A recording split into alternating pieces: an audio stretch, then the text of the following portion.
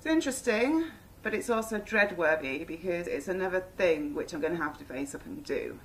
And that is, if I get rid of everything in this house, I am not kidding you, there would be nothing left. Every single bit of furniture in this house has literally come out of my mum's house and from my past.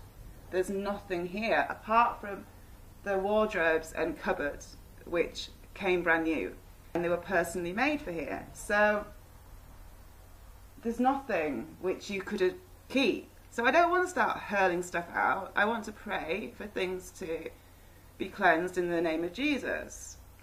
I need to go around my house. I've been putting it off for ages. I mean, I do go around my house and pray, but I need to go around my house and really have a good search through stuff like books.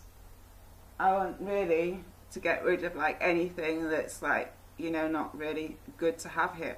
I'm sure there's some books here which are probably like a bit new agey Christian-y, because I never sorted stuff out at Mum's house. She just dumped it all here. Anything that I hadn't taken in the like initial move. After we like, when I first moved in here, and then she'd like smashed my door in to get Ben on the same day that we were meant to be meeting to talk about Ben, because, you know, I messed up and she wanted me to look after him 3 days a week when she was working. And she wanted me to drive to her house after work, after I finished work at lunchtime. Started at 7, finished at like 2-ish. Then she wanted me to drive to her house, which is like 20 minutes away from here, like the opposite direction. And was like, yeah, it's 10 minutes away from work, but it was 20 minutes away from here. So yeah, that's what she wanted me to do 3 times a week for her. And then her reasoning was, well, I'll give you dinner for doing so, then you can go home. And my reasoning was, I don't want to spend 3 days a week at your house and have dinner at your house. I don't mind bringing him over here and having him whilst you're at work. I think that it's only fair that he gets to like have like at least half his time with me while he's getting used to the changes, because he was my dog whilst I lived at Mum's. She bought him, but he became my dog. You know, he was like my shadow. I got injured off work when he was a puppy, and Mum was trying to keep him in a cage on at night time, and he was crying for like weeks. It was awful. He'd go to bed in there and he'd wake up and start crying. And then I couldn't hack it anymore. I was in the attic and I couldn't listen to this baby crying every night. It was breaking my heart. The funny thing is, at this point in time, I didn't really want, didn't want anything to do with him because, long story short, I didn't want any pets which didn't belong to me finding a place in my heart, because I know how these things get used and turned against me. And ultimately, that's exactly what happened, because Mum really wanted me to move out faster because she wanted her dog to be her dog and not to be any way inclined to do with me. She thought if Nina goes after 3 years in his life, then he'll forget her and love me like he loved Nina. It never worked. I wish it had. It would have saved me, and it would have saved Mum. I mean, from hating me, because ultimately he never stopped loving me like he did. And that, of course, got used to like pull me back, as well as the fact I love my mum, and even though she wouldn't ever apologise for kicking my door in or acknowledge like how much that hurt me, and acknowledge that Ben loves me too, and it's the right thing to do by him to have shared him and not to have been so selfish, because we're human, we know what's going on, we can reason and think and give logic even when we're hurt and make sense behind it. But a little dog who just feels like as if, where's Nina? You know, she just vanished. 1 minute I lived in her bedroom with her and was being walked by her twice a day and having fun. I used to like run around with him and have fun, you know. Before I decided I was going to leave the stables, I had more fun because I'd try and counter the stables by not really thinking about it too much. After I'd left, I'd really try to leave work behind me as I drove away from there.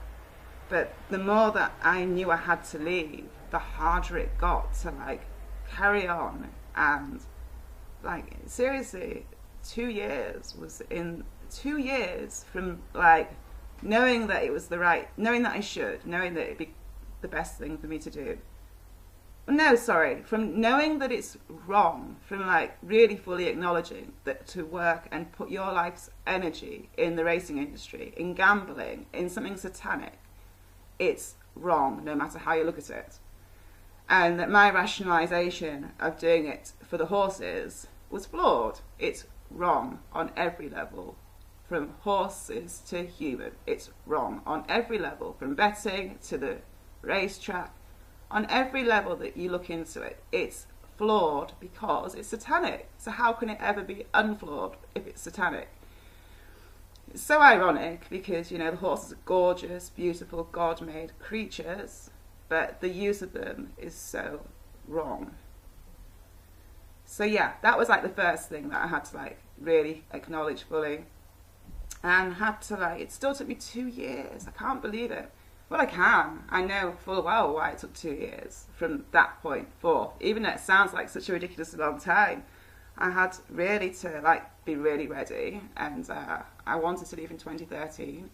And that's when I decided in the end that I was going to do like a final season. And then I was definitely going to leave no matter what. I knew I would, like last year.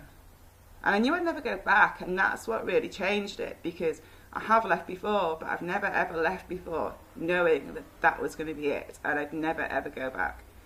And so it was so hard this time, because I've left in the past and it's been hard, but I never was not going to ever go back.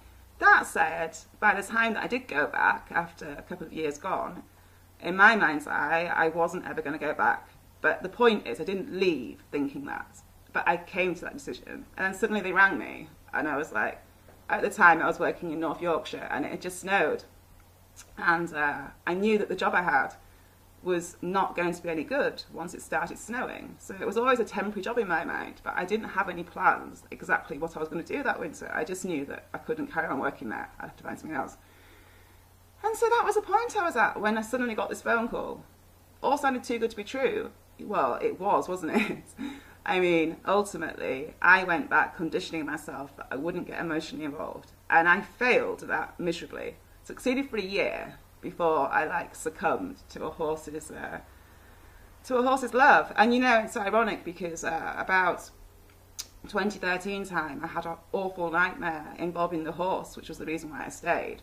And it had a spiral staircase in it. And long story short, she was due to race the following day, and I didn't really want her to race that following day because she used to get sore shins, and I can't. Oh, it wasn't fully sound at home. She was just, but she didn't like. She always used to feel 100% to me, and I'd had to be like riding her on her own and just cantering her on grass and being really careful. But so I didn't want her to run. And then I had this dream over the weekend where she was galloping and trying to kind of escape, but she was in corridors. It was really weird. It was a bit like a school or hospital or something. And there was a spiral staircase, and I went running down after her because she got free. She didn't have a saddle or bridle or anything on. She got free, and I was running after her. She was like scared, and she was like running for her life. And she went down the staircase, and I ran after her and got her. She went like running. I can't remember if she was at the bottom or what. I just remember that as she'd gone down the staircase, she'd shrunk, and by the time I got to her, she was. Oh, this is awful. No, I don't even know why I'm talking about this. By the time she got, I mean, if anyone's like not in, you know, it's not nice what I found, you know, she'd just run down all these spiral stairs. Although my head's trying to tell me that they weren't spirals now. It's trying to say no. It's trying to see like landings going down and then like a little landing and then like more going down, you know, like those kind of stairs rather than spiral. And I think that, I don't know which it is now. That's weird. Normally if I'm talking about stuff from the past, I see it as I'm talking about it, which is why I find it really draining, talking too much about the past.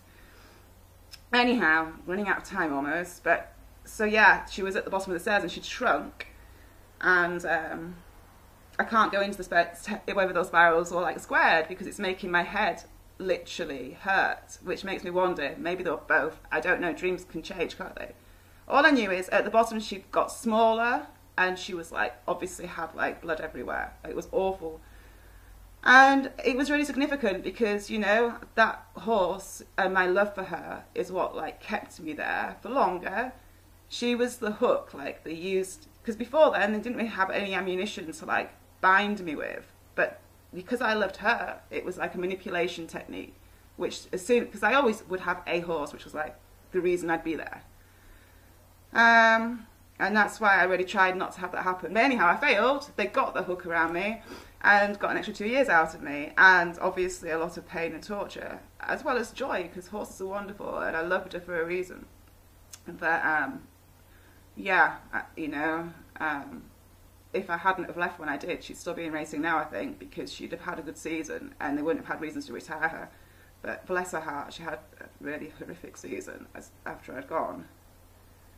After she had one good race, not long after I'd gone. And then, anyhow, at least she's got owners and going to be a broodmare. I'm going to have to end this. Sorry for that, being all a little bit over the place. Alright, I'm going to have to go before it's too long.